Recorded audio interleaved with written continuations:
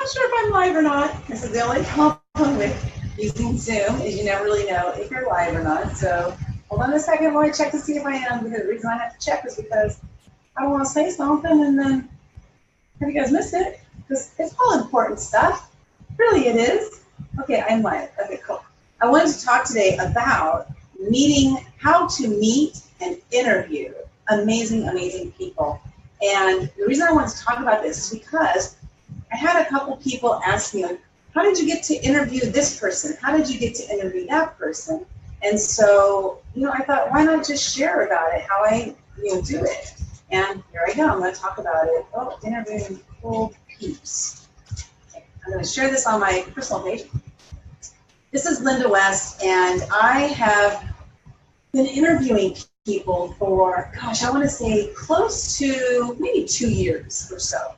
And it all started back when I was holding one of my events called Lemon Zest and Garlic Fest. And when I was holding that event, I wanted to interview my vendors and any sponsors that I had. I wanted to interview them as well so that I could share them with my audience and they would be seen and be heard. That's as simple as it was. But what ended up happening is I came to realize how much I absolutely love interviewing people. And then I realized, wow, well, I love interviewing people so much because I'm curious, or as my husband used to say, nosy. But I say, no, I'm not nosy. I'm just curious.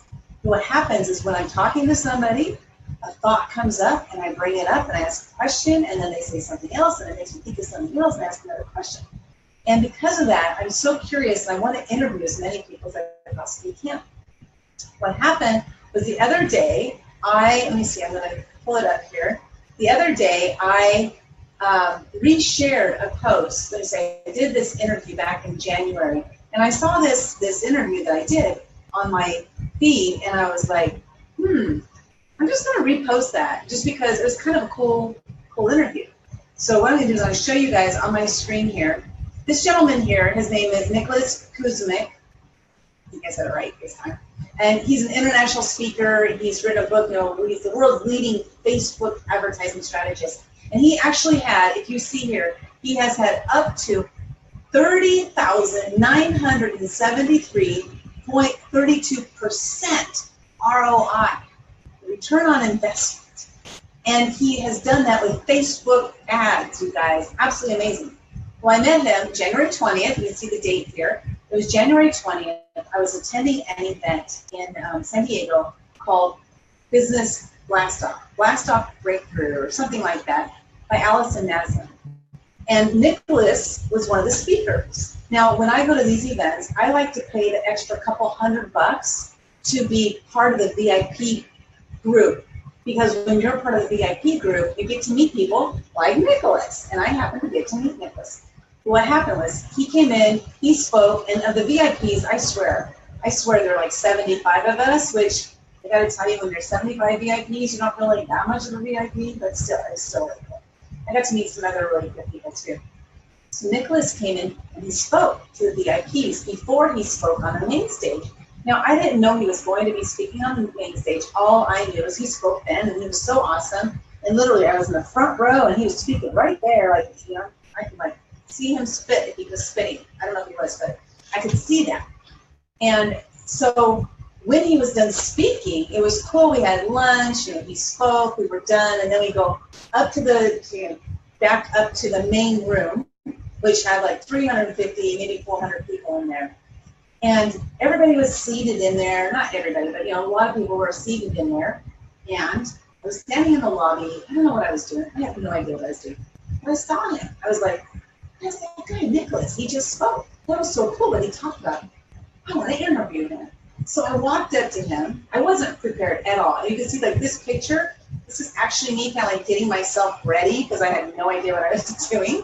But when he spoke to us as a VIP, there was a sheet of paper that had his bio.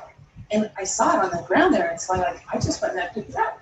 I went and picked up his bio and I carried it with me. And I was like, oh, okay, I'm going to read about this guy. And I was going to learn about him, right? Which I probably shouldn't have done that. Can you think about later? I realized I shouldn't have done that because they couldn't find the bio when they were going to introduce him on the main stage. And I was like, oh crap, I have his bio. You know? But anyway, I saw him and I was like, I'm going to interview him, right? And so I said, hey, Nicholas, hey, can I interview you real quick? And he was like, sure, let's go ahead and do it. So I went ahead and interviewed him. This is in the lobby. Everybody else is like those doors right here. Everybody else is behind those doors doing whatever they're doing. And the conference is going on. And I'm out here with Nicholas interviewing him about the 30,000% ROI, how he got started and stuff like that. So that was really, really cool. And then another one of the gentlemen I've interviewed recently, his name is Ron Klein. This is Ron. Ron is he's the founder or the creator of the credit card strip, like the strip that goes on the back of our credit cards. Ron created that. And I've met him, maybe almost 2 years ago also at an event called Secret Knock. If you haven't heard of Secret Knock, you guys, you gotta check it out. It's secretknock.co, not .com. Or if you want to hear more about it, I am so happy to talk about it because I love Secret Knock. But anyway, Ron spoke on stage at Secret Knock. Probably every time I've been, he's spoken up there. And I think I've been 5 or 6 times since I started going. And he's spoken every time, you know. And one day I was chatting with him online. Him and I, like, we really hit it off because he likes to sing, I like to sing. He likes to dance, I like to dance. And so we sing karaoke together at Secret Knock during one of the breaks. And so we had this connection. And so I sent him an email and I was like, hey, Ron, can I interview you on my show? And he's like, sure, let's do it. So here I am with Ron, and he loves Frank Sinatra. And so I interviewed him, and we started off the show singing a song, Frank Sinatra song. But what I just wanted to share this with you guys because it's so cool that the thing is everybody has an opportunity. Let me see there. Okay. Yeah. Everybody has an opportunity to reach out to their network or to reach out to people who aren't even in your network. But it's a matter of you taking a chance and just doing it. So I want you to think about, in your industry, if you have a business, and in your industry, let's say your business is selling jewelry. Like, let's say you belong to a company and you sell jewelry, or you sell your own jewelry. Here's something that's cool. You can think about other people who are thought leaders or people who are like in the forefront of the jewelry industry. Reach out to them and ask them if you can interview them. So you don't have to interview them like I do. You know, I do live video because I love live video. It's my favorite platform. I think it's an amazing way to connect with people. It's a great way to share who I am, what my knowledge is, to share what my personality is like, for all my quirkiness that I have. We all have quirks. Are we willing to put them out there? I'm willing to put mine out there because it's who I am. But reach out to people who are in that, like in the jewelry, for example, people who are in the jewelry industry, and just ask them if you can interview them. You can interview them for a blog. You can interview them for an article. You can write an article and submit it to some magazine, or you can do a live video with them. You can do a summit. Like, say you did a jewelry summit. You guys heard about the summits that are going around lately? It's so cool. You get anywhere from, like, say 15 to 40 people, and you interview them on your summit.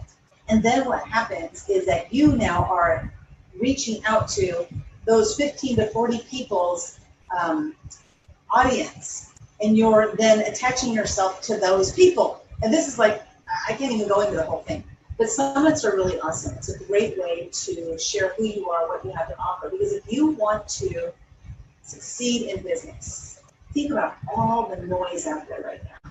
Think about all the different people that you are competing with. And if you are putting yourself out there in a way to be seen and be heard, then you are going to be one of those who's going to become a thought leader. Now, just because this person or that person is already doing what you're doing, doesn't mean you can't do it. Think about all the jewelry companies. I'm talking about jewelry, which is really funny because I only wear 2 rings and that's it. My wedding ring and my, I don't even know what this is called. This is my other ring. I don't wear any jewelry. So why am I bringing up jewelry? I don't know. Maybe because I don't know what to talk about.